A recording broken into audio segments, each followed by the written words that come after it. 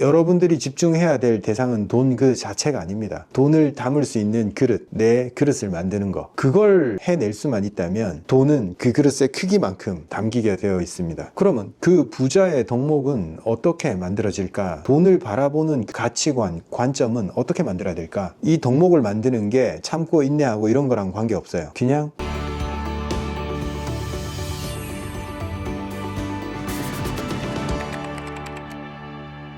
안녕하십니까 구독자 여러분, 후쌤입니다. 어제 제가 직원들이랑 이야기를 하다가 좀 재밌는 생각이 좀 떠올랐어요. 저희 직원들 30대고 저랑 한 20살 차이 나는데 우리가 일을 왜 할까? 대표인 나를 포함해서 우리 직원들, 우리가 왜 일을 하고 있을까? 무엇을 목적으로 일을 하고 있을까? 이런 화두를 한번 던져봤어요. 그랬더니 우리가 예상하는 대답이 돌아오죠.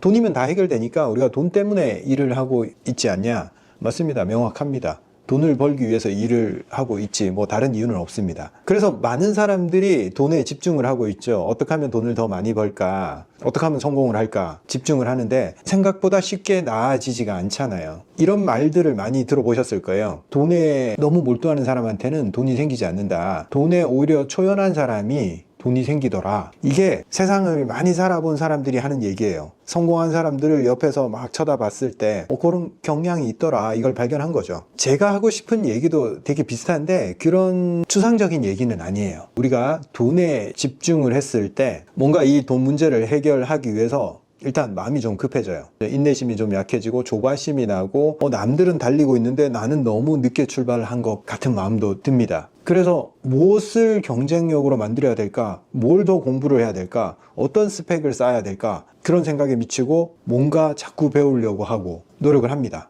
그런데 나 혼자 노력하는 게 아니잖아요. 다 노력하고 있어요. 다 같이 문제를 풀고 있는 사람들이에요. 그래서 뭔가 스펙은 쌓았는데 처음에 희소성이 있을 때는 좀 가치가 있었는데 나중에는 별반 차별성이 없어집니다. 그러면 내가 힘들더라도 끝까지 견디고 인내하면 좋은 시절이 올 거야. 고통스럽지만 아껴가면서 모으고 저축하고 인내하는 그런 방법을 취합니다. 물론 시간이 지나면 그게 빛을 발하긴 해요. 근데 여러분 생각해 보세요. 우리가 좋은 인생을 살기 위해서 돈을 획득을 해서 그 돈을 통해서 내 인생을 좀 편안하고 기분 좋게 만들고 싶잖아요. 그런데 그걸 위해서 어떤 마음으로 살아갑니까? 고통을 감내하고 참아가면서 뭔가 잘못된 것 같지 않아요? 우리가 뭔가를 좋은 기분 상태로 가기 위해서 꼭 기분이 나빠야 될까? 여기서 좀 의문이 듭니다. 이게 왜 이렇게 작동을 하냐면 돈에 집중을 하면서 이 현재를 불행하게 만들었기 때문에 그래요. 근데 아이러니컬하게도 현재를 불행하게 만들면 나는 돈에 엄청 집중을 했지만 절대 부자가 될 수가 없어요. 아까 초반에 말씀드렸듯이 성공을 하는 사람들은 집착하진 않아요. 집착하면 문제가 생긴다는 걸 알아요. 억지로 뭔가를 모아낼 수는 있지만 큰 부자가 될 수도 없고 시간이 엄청 오래 걸리는 문제가 있어요. 그럼 어떡하라는 거야? 돈을 모아야겠고 돈에 집중해야지 돈이 생기지. 돈에 집중하지 않고 외면하고 모른 척하고 돈을 좋아하지만 돈을 좋아하지 않는 척하고 이러면 문제가 해결될까? 그것도 아닙니다. 삶의 질서, 부자의 그릇, 내 삶에 제대로 작동하는 루프를 만들어야 됩니다. 그게 그릇의 덕목이고 부자의 덕목입니다. 제대로 된 부자는 그 그릇에 걸맞는 덕목을 가지고 있어요. 조바심을 내지도 않고 나보다 빨리 달리는 사람이 있어도 시기 질투하지 않을 수 있고 다른 사람이 잘 되는 것을 박수 쳐줄 수 있고 다른 사람을 잘 되게 해서 같이 협업을 할 수 있는 자세가 되어 있고 그리고 눈앞에 급급한 문제를 해결하는 것보다 더 큰 문제에 집중하면서 남들이 하지 못하는 그 사고를 할 수 있는 그 여유와 안목을 가지고 있습니다. 남들한테 휘둘리지 않는 자기가 하고 있는 일에 대해서 주도권을 가지고 있고 인생의 키를 자기가 쥐고 있는 것처럼 행동을 하고 컨트롤하고 있다라는 느낌을 가지고 있습니다. 이게 진정한 부자입니다. 돈의 양이랑 사실 별 관계가 없어요. 돈이 많아도 이런 덕목을 가지지 못한 사람은 마음적으로 부자도 아니고 그리고 그 돈을 잃어버릴 확률도 굉장히 높습니다. 왜? 두려움과 불안함이 존재하는 상황에서 선택을 했을 때 실패할 확률은 계속 증가를 합니다. 처음에 돈이 많아서 좀 버티지만 물려받은 재산이 좀 있어서 버티지만 점점점 잘못된 선택들로 인해서 돈을 잃어버리게 됩니다. 그러면 그 부자의 덕목은 어떻게 만들어질까? 돈을 바라보는 가치관, 관점은 어떻게 만들어야 될까? 가장 간단한 내 생활부터 시작을 해야 됩니다. 옛사람들은 틀린 말을 하지 않고 있어요. 수신제가 치국평천하.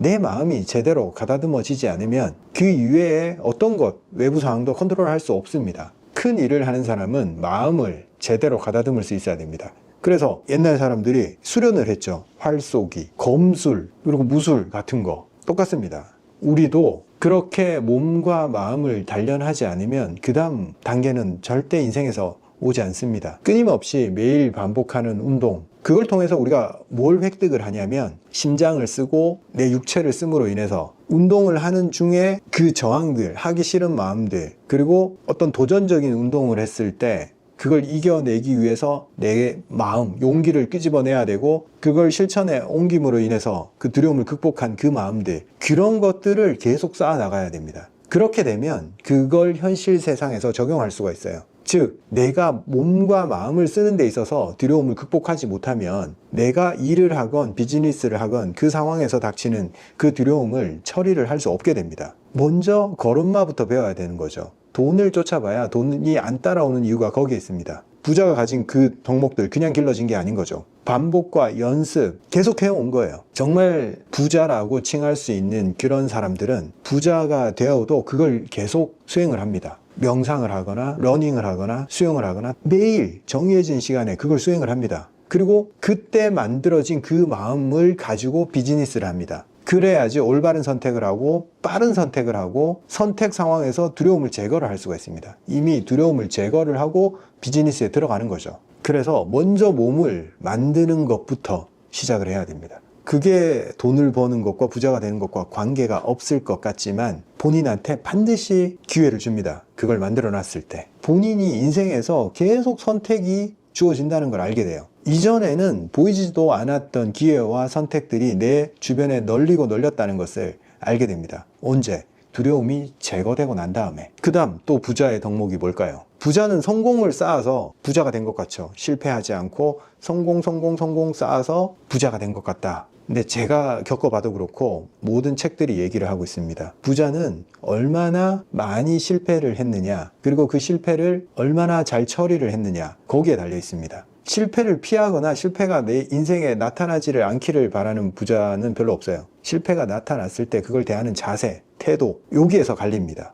부자와 부자가 아닌 사람들, 부자의 마인드와 부자의 마인드가 아닌 사람들, 그게 부를 결정합니다. 준비가 안 된 사람들은 실패를 하면 거기서 헤어나오지를 못하죠. 얼마나 많은 실패의 횟수들을 얼마나 부드럽게 잘 처리하느냐, 거기에 성공이 달려 있습니다. 돈을 획득해야 되지만 돈을 획득하기 이전에 우리가 가져야 될 덕목, 가치관이 뭘까에 대한 얘기를 하고 있습니다. 여러분들이 집중해야 될 대상은 돈 그 자체가 아닙니다. 돈을 담을 수 있는 그릇, 내 그릇을 만드는 거, 그걸 해낼 수만 있다면 돈은 그 그릇의 크기만큼 담기게 되어 있습니다. 저도 그래서 계속 그 작업을 합니다. 돈을 쳐다보지 않아요. 내가 두려워하는 게 뭘까? 내 한계는 뭘까? 맨날 그걸 쳐다봅니다. 근데 그게 제일 재밌어요. 아까 말씀드렸잖아요. 우리가 부자가 되기 위해서 어떤 힘겨운 싸움을 해야 된다, 혹은 인내를 해야 된다, 고통을 견뎌야 된다. 제가 사고방식이 바뀌고부터 그게 사라졌어요. 참고 인내하고 고통을 견뎌서, 그리고 많은 시간이 걸려서 부를 축적할 수 있습니다. 그런데 그거는 몇십억 단위까지입니다. 혹은 10억 정도. 그 정도 부를 이룬 사람들, 저도 그 단계를 거쳐왔는데 저는 갇혀있는 것도 루프라고 표현을 하겠습니다. 왜냐하면 자기 자신이 그 정도 부를 모으기 위해서 만들었던 그 루프가 있어요.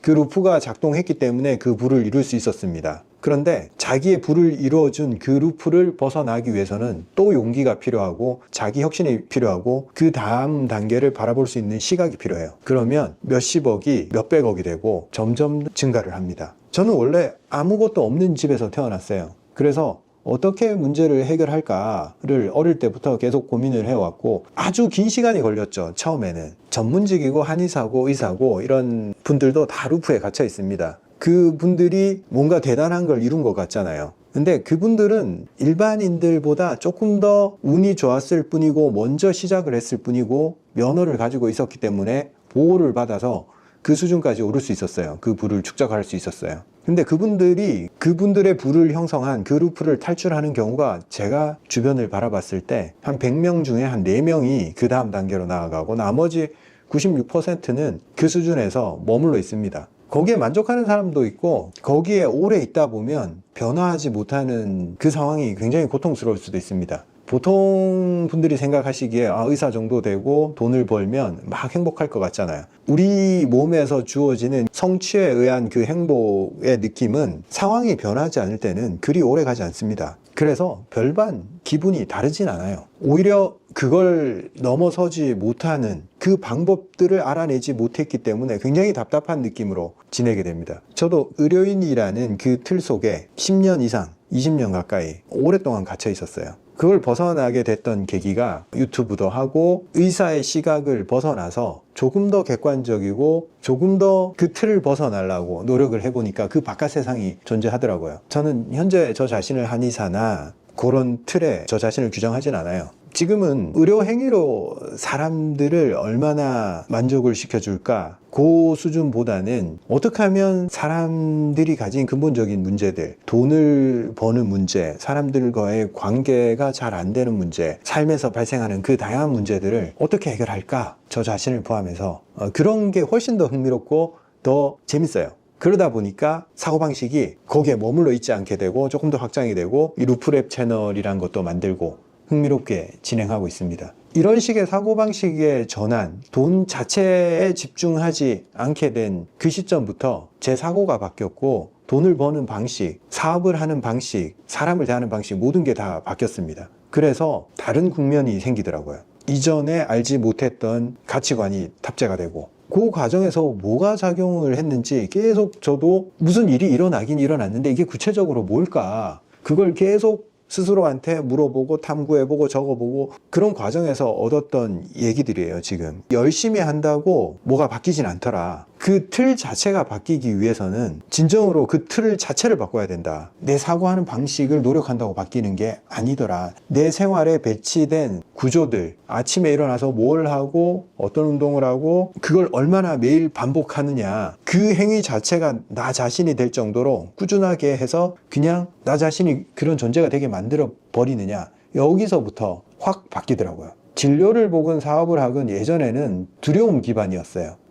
이거 안 되면 어떡하지? 잘 돼야 될 텐데. 늘 그런 거에 골몰을 하고 걱정도 많은 편이었고, 그런데 운동을 통해서 걱정, 불안, 두려움 이걸 통제하고 난 다음부터는 그게 너무 쉬워지는 거예요. 진료를 하건 사업을 하건 그 모든 과정에서 생각보다 많은 두려움들이 개입을 하고 있었구나, 그 사실을 그제서야 알게 됐어요. 그래서 달라진 게 그 상황을 대하는 내 태도가 달라졌구나. 두려움으로 행동하지 않고 즐기면서 행동을 하고 있구나. 이게 달라져 있더라고요. 이걸 직원들한테 전달하려고 막 노력을 하는데 아직은 이해를 못할 거예요. 왜냐면 저도 그 상황에 있을 때는 30대에 돈을 쫓아서 달려나갈 때는 백날 이야기해줘도 그런 책을 읽어도 이해를 못했어요.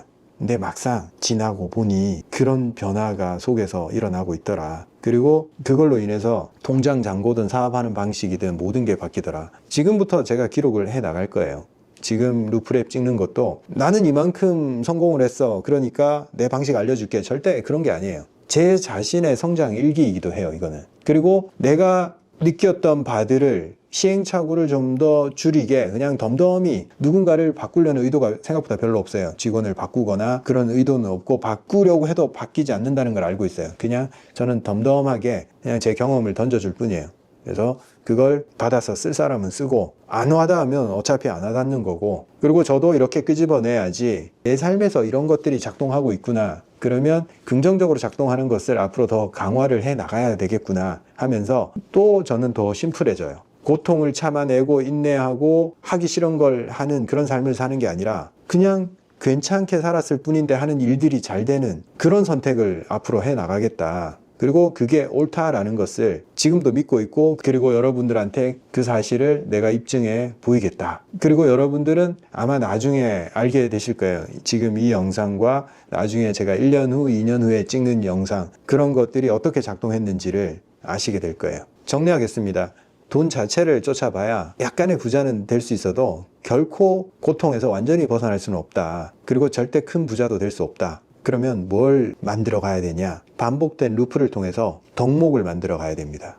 도덕책 같은 얘기가 아니에요. 이 덕목을 만드는 게 참고 인내하고 이런 거랑 관계없어요. 그냥 기분 좋은 일들이에요. 내가 두려움을 통제하는 거, 이게 뭐 대단한 그런 게 있는 게 아니고 그냥 기분 좋은 일이에요. 그리고 실패를 바라봤을 때 거기에 내가 좌절하거나 기분 나빠지는 것보다 실패가 등장했을 때 그걸 내가 굉장히 발판으로 삼고 거기서 뭔가를 얻을 때 기분 좋은 일이에요. 즉 부자가 되기 위해서 고통을 견뎌내는 게 아니라 기분 좋은 일들을 모아 나갔을 뿐인데 그것들이 덕목이 되어서 삶에서 작동해서 그냥 그릇이 커지고 거기에 어울리는 그런 사람이 되더라, 이 얘기를 하는 겁니다. 말은 길게 했는데 전달이 잘 됐나 모르겠습니다. 나중에 제 영상을 봐도 1년 후에는 제가 다른 생각을 하고 있을 수도 있어요. 아, 저 때는 저 정도까지밖에 생각을 못했네 하고. 근데 상관없습니다. 그런 거 전혀 부끄럽지 않고 그냥 현재 제 수준이 여기까지라는 거예요. 그리고 더 새로운 걸, 인사이트를 얻게 되면 또